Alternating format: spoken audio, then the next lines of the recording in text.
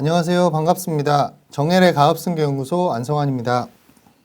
오늘 말씀드릴 주제는 2025년 통상임금 강제 상향으로 기업 인건비가 무려 7조 원 추가 부담이 예상되는 가운데 인건비 대응 방안과 고정비뿐 아니라 모든 수당과 퇴직금까지 폭증하게 될 것 같습니다.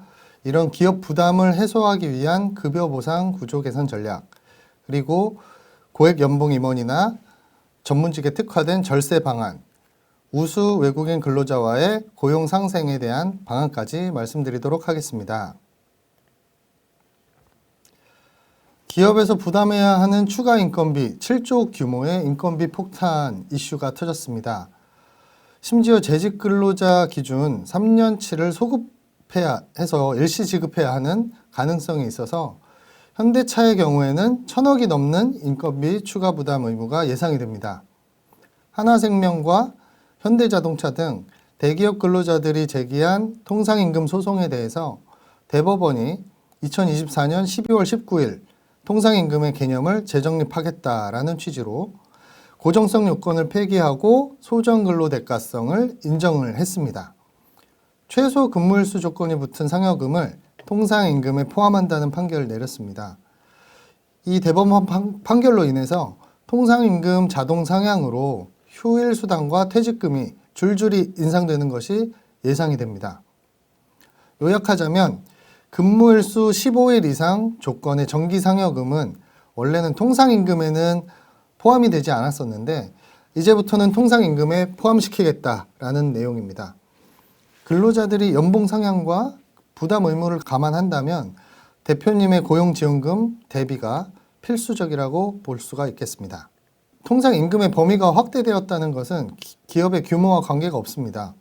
11년 만에 통상임금이 확대된다는 얘기는 연차수당, 연장 근로수당, 휴일수당, 해고 예고수당 등 거기에 또 비중이 가장 큰 퇴직금까지 증가할 것이기 때문에 기업 입장에서는 이 모든 수당들이 추가 비용으로 발생할 수밖에 없다라고 보셔야 됩니다. 이러한 고인건비 시대의 지원 정책 핵심 전략은 물론 상여금 등 통상급여 보상체계의 정비가 필수적인 것 같습니다. 인건비 위기 대응에 초석이 되는 고용지원금 제도부터 설명드리겠습니다. 근무체계 적용이나 사업계획이 필요하다 보니 고용노동부 홍보에도 불구하고 2024년 예산이 많이 남았습니다. 하지만 경제 위기와 인건비 충격이 함께 도래하는 시점에서 다소 까다롭더라도 인건비 지원 정책의 100% 활용이 필요하다고 볼 수 있습니다. 고용지원금 제도는 기업이 고용을 창출하고 유지시키는 경우 사업주에게 돌려주는 인건비 지원 사업입니다. 고용보험료는 사업주, 근로자 각각 0.9%씩 부담을 합니다. 기본적으로 납부하는 이 고용보험료는 실업급여의 재원으로 대부분이 사용이 되고요. 그 외에 사업주가 추가적으로 부담하는 고용안정 직무능력 개발사업비가 있습니다. 0.25%라고 되어 있는데요. 인원수에 따라서 차등적으로 징수를 하고 있습니다. 이 고환직능 사업비는 사업주에게만 따로 징수를 하는 부분입니다. 정확히 말씀드리면 근로자보다 기업 부담금이 더 높다고 보시면 될 것 같습니다. 나도 모르게 더 내고 있던 고용보험료 혜택을 대표님도 최대한 지원받아 보실 수가 있습니다. 그런 전략이 필요한 시기인 것 같고요. 고용노동부에서는 이 재원이 충분하지는 않기 때문에 근로자가 있는 모든 기업을 지원할 수가 없습니다. 그래서 사업별로 예산을 나누고 쪼개어 놓아서 제도들을 만들어 놨습니다. 사업 내용을 파악하고 정확하게 대응을 하는 기업이 지속적으로 지원받을 수 있는 이유입니다. 고용지원금 정책은 300인 미만 중소기업이라면 동일한 조건으로 지원받을 수 있는 고용창출 핵심 지원금 사업입니다. 청년 일자리 도약장려금은 만 34세 이하의 청년을 채용할 때 1,200만 원까지 지원을 받습니다. 고용촉진장려금은 나이에 상관없이 취업 프로그램을 이수한 근로자를 채용하면 720만 원의 지원금 신청이 가능합니다. 그리고 유연근무제는요, 6개월 이상 근무한 기존 근로자들이 대상입니다. 선택근무, 재택근무, 원격근무, 그리고 시차 출퇴근제 이렇게 4가지 유형으로 각각 신청이 가능하고요. 장기 근속자가 많은 대표님이 이제 업무 효율과 인건비 충격 대응이 가능한 제도입니다. 이 제도만 잘 활용하셔도 1인당 연봉의 1-20% 정도의 충격 완화가 가능합니다. 평균 상시 근로자 수의 최대 30% 한도까지 여러 명을 신청할 수 있기 때문에 도움을 많이 받으실 수가 있을 것 같습니다. 세일 여성 인턴제와 시니어 인턴십은 1인당 각각 320만원, 520만원까지 지원을 받으실 수가 있고요. 입사 전에 사업 신청을 해놓고 3개월간 인턴으로 채용을 하는 제도입니다. 인턴 기간 동안에 업무와 직무를 잘 수행해내면 정규직으로 전환해 주시면 되는 거고요. 정규직으로 전환해 주신 이후의 기간까지 지원을 받는다고 보시면 되겠습니다. 보통 입사 이후에 알아보시는 경우가 많다 보니까 놓치시는 경우가 좀 많이 있는 경우가 많습니다. 채용부터 미리 전문가에게 상담을 받으시고 진행하시면 아쉽게 놓치시는 일 없이 진행을 하실 수가 있을 것 같습니다. 고령자 계속 고용 장려금은 취업규칙 개정과 정년 설정 확인을 통하여 지원금 신청이 가능합니다. 1인당 최대 3년까지 1,080만 원을 지원해주고 있으며 또 첫 지원 시점부터 그 이후 5년 이내에 정년에 도달한 근로자 내에서 한도 없이 모든 근로자분들을 지원해주고 있기 때문에 시행 시점에 따라서 수령할 수 있는 지원금의 차이가 좀 많이 날 수가 있습니다. 이 전체 내용들은요, 2024년도 지원금 사업의 내용이고요. 2025년도 세부 사업 지침이 아직 나오지 않았습니다. 그래서 새로 나오는 지침에 따라서 금액과 정책 변동이 예상되기 때문에 전문가의 가이드를 통해서 집행하시기를 권장드립니다. 출산휴가 고용안정장려금은 임신기간부터 출산휴가, 육아휴직, 육아기 근로시간 단축까지 지원이 되고 이 기간 동안 업무 공백을 메꾸기 위한 대체 인력을 채용하셨을 경우 대체 인력 지원금까지 다양한 제도가 준비되어 있습니다. 임신 출산 때부터 육아휴직 기간까지 1인당 최대 3천만 원까지 지원을 받으실 수가 있습니다. 이 지원금은 모두 사업주가 받는 지원금입니다. 그래서 인건비 지출은 줄이면서도 직원들의 소득은 보장해 줄 수 있는 그런 제도라고 보시면 좋을 것 같습니다. 앞서 말씀드린 청년 고용과 출산 장려금은 지원 금액이 좀 큰 편이고요. 유연근무나 워라밸 장려금 같은 기존 직원이 같은 업무를 하면서도 받을 수 있는 지원금들이 또 마련되어 있기 때문에 적절하게 활용하시면 좋을 것 같습니다. 중요한 것은 근로자의 많고 적음을 떠나서 최대한 많은 인원이 혜택을 보실 수 있도록 이렇게 설계를 하시는 것이 고정적인 비용을 줄일 수 있는 방법인 것 같습니다. 두 번째로 직무발명보상제도를 말씀드릴 건데요. 직무발명보상제도라는 것은 임직원이 업무 중 개발한 특허와 서비스 개발에 대한 보상을 회사에서 해주는 것입니다. 직원들의 기술 개발과 또 업무 의욕을 높이는 효과가 있고요. 기업은 특허를 취득해서 이를 바탕으로 경쟁력을 높일 수가 있어서 기업과 근로자 서로가 윈윈할 수 있는 제도라고 보시면 좋겠습니다. 이때 지급하는 보상은 임직원과 대표님이 동시에 세제 혜택을 받으실 수가 있습니다. 기존 우리 기업에서 상여금이나 인센티브를 지급하고 있었다면 잘 아실 겁니다. 연간 1억 원 정도를 지급하는 것으로 예를 한번 들어보았는데요. 기본 급여와 똑같이 처리되는 그 항목들이기 때문에 4대 보험료 평균 11%를 공제를 하고요. 퇴직금 8.3%까지 거의 총 20%를 기업에서는 추가로 비용이 발생하게 됩니다. 그래서 1억을 지급하기 위해서는 사실 1억 2천만 원 정도의 비용이 들고요. 받는 임직원 입장에서는 20% 이상을 4대 보험과 세금을 공제한 후에 7, 8천만 원 정도를 받게 됩니다. 이 과정에서 약 40%의 해당하는 각종 비용들이 빠져나간다고 볼 수가 있겠습니다. 차액이 발생하는 거죠.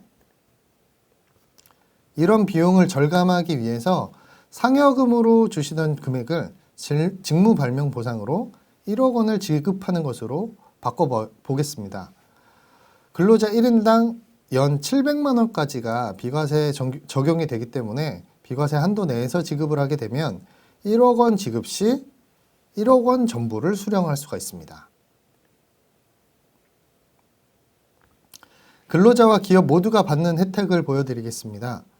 발명자로 등록된 근로자 개인은 연간 700만 원까지 비과세 혜택을 볼 수가 있는데요. 이 표에서는 1인당 500만 원을 적용해서 보상을 준 것으로 이렇게 적용을 해보았습니다.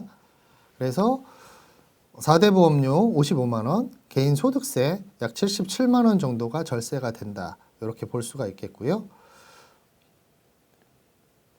직무 발명 보상금으로 지출한 이제 사업주의 비용 절감 부분입니다. 직무 발명 보상금으로 연구개발 세액공제에 계상되는 금액이 25%가 세액공제를 받으실 수가 있습니다. 총 2,500만 원이 되겠고요. 4대 보험 절감액 1,100만 원, 그리고 근로자에게 원래 상여금으로 줬을 때는 퇴직금에 포함이 됐던 금액인 833만 원이 절감이 된다고 보시면 좋겠습니다. 근로자 입장에서는 500만 원 지급 시 132만 원을 공제하고 368만 원만 수령해야 되는 상황이었는데 직무 발명으로 받게 되면 500만 원에서 1원도 안 빼고 전부 수령하게 되겠네요. 그리고 기업 입장에서는 연구개발 세액공제로 25%, 그리고 4대 보험 절감 11%, 퇴직금 절감 8.3%를 더하면 똑같은 1억을 지출하였음에도 불구하고 4,400만 원의 절감 효과를 볼 수가 있겠습니다. 특히 기업 혜택 중에서 요 연구개발 세액공제가 아무래도 가장 강력한 혜택이다 보니 좀 더 자세히 말씀을 드리겠습니다. 연구개발 세액공제를 받기 위해서는 보통 기업 부설 연구소를 설립하고 연구원을 운영하면서 세제 혜택을 받으시는데요. 요즘 연구소를 유지하는 게 참 만만치가 않다고들 다들 알고 계실 겁니다. 연구 총괄표, 연구 노트, 연구 일지 이런 것들을 준비를 하셔야 되고요. 연구원은 전담으로 연구 개발만 해야 되고 직전 5년치 연구 기록이 없으면 방문 점검을 나왔을 때 강제 취소를 당하게 될 수도 있는 경우가 있습니다.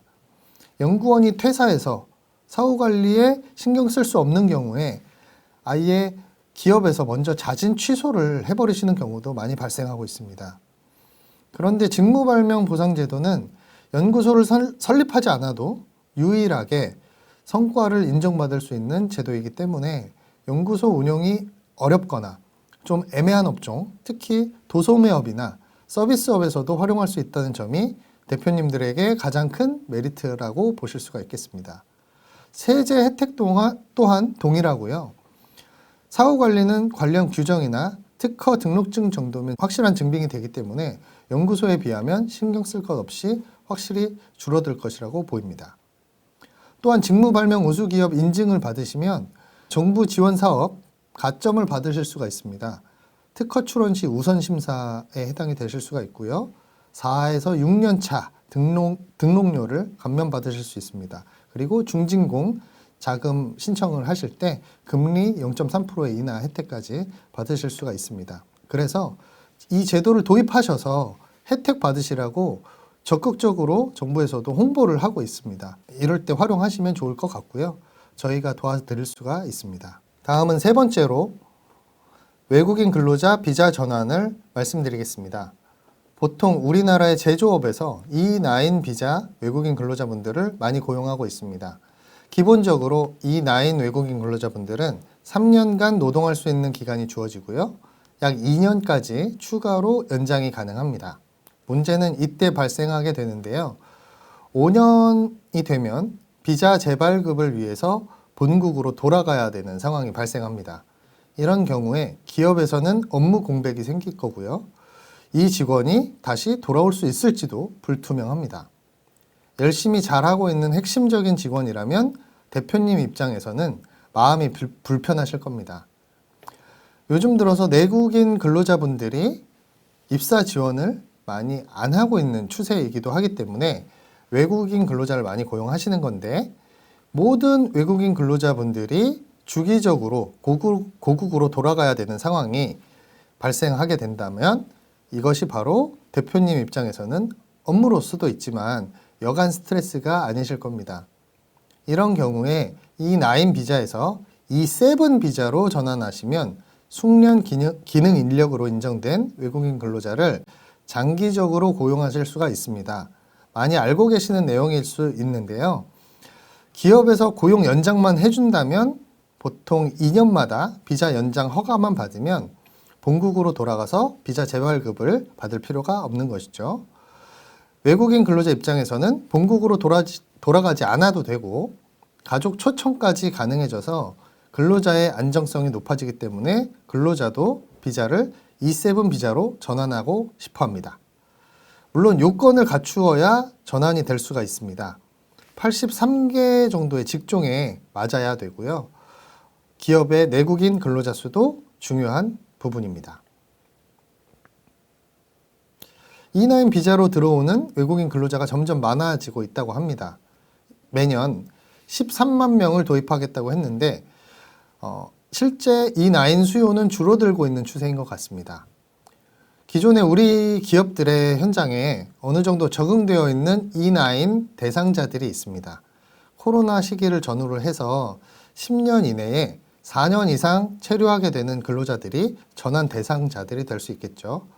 비자 전환을 통해서 타국에서 근로하는 조건을 개선시켜주는 기업들이 앞으로는 외국인 근로자들 시장에서도 경쟁력이 될 수가 있기 때문에 이번 기회에 전문가에게 맡겨보시면 좋은 시너지가 될 것이라고 생각합니다.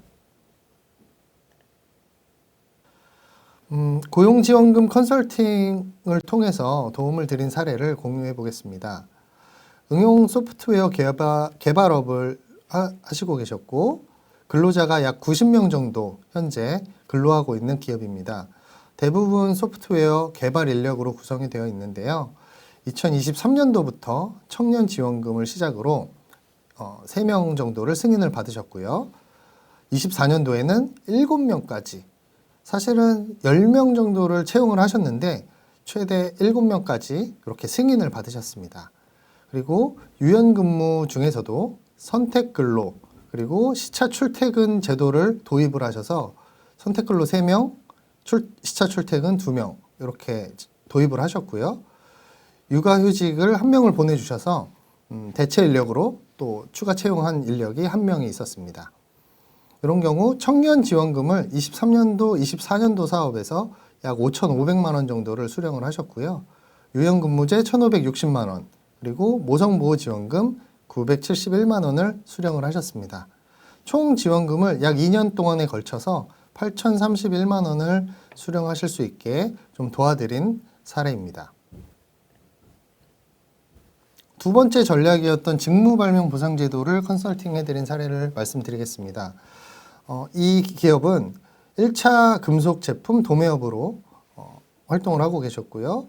임직원이 8명 있으셨는데 대표님과 대표님의 가족분들, 친인척분들을 포함해서 5분이 실제로 친인척분들이 근로를 하고 계셨고 제3자인 실제 근로자는 3명이 있으셨습니다. 총 매출액은 170억 정도 되었고 영업이익은 한 4.5억 정도 되는 규모의 기업이었습니다. 직무발명 보상금액을 통해서 연간 약 2억 원 정도를 모든 근로자분들, 대표님 포함해서 이렇게 보상금액으로 좀 보상을 받고 싶으시다고 말씀을 하셔서 특허를 출원하고 등록을 하였고요. 실시 보상을 지급을 하였습니다. 약 2억 원 정도를 보상을 했기 때문에 연구개발 세액공제로 5천만 원 정도 세액공제를 받으시게 되셨고요. 근로자 4대 보험과 퇴직금 절감 비용까지 하면 약 600만 원.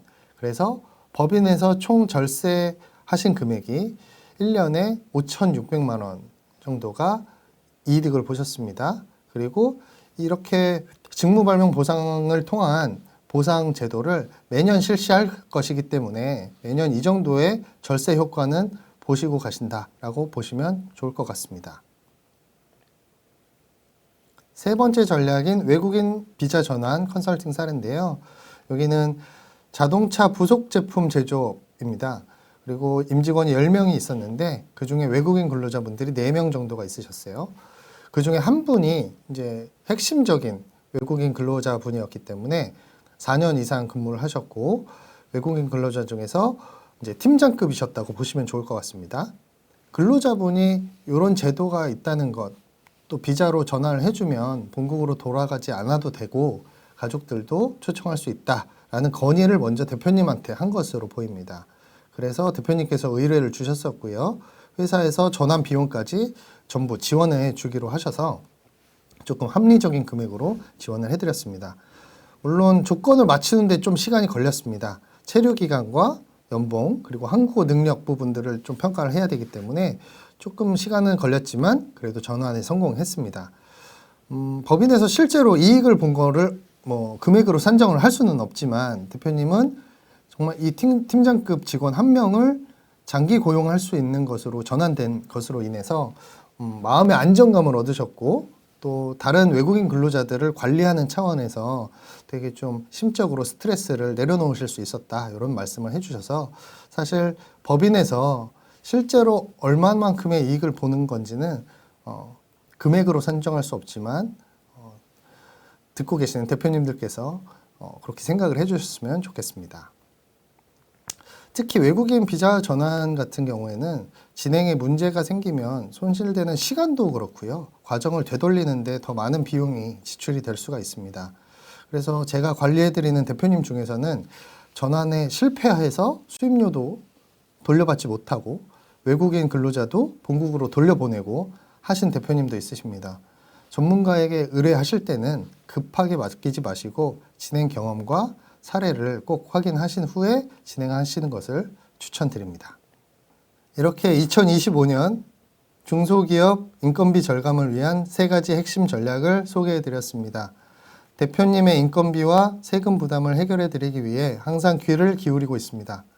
아울러 이 영상을 보시고 지금 상담 요청 주시는 대표님께는 중대재해처벌법에 대한 막연한 걱정을 추가되는 비용 없이 지원금과 함께 해결해 드릴 수 있는 방법을 함께 안내해 드리고 있습니다.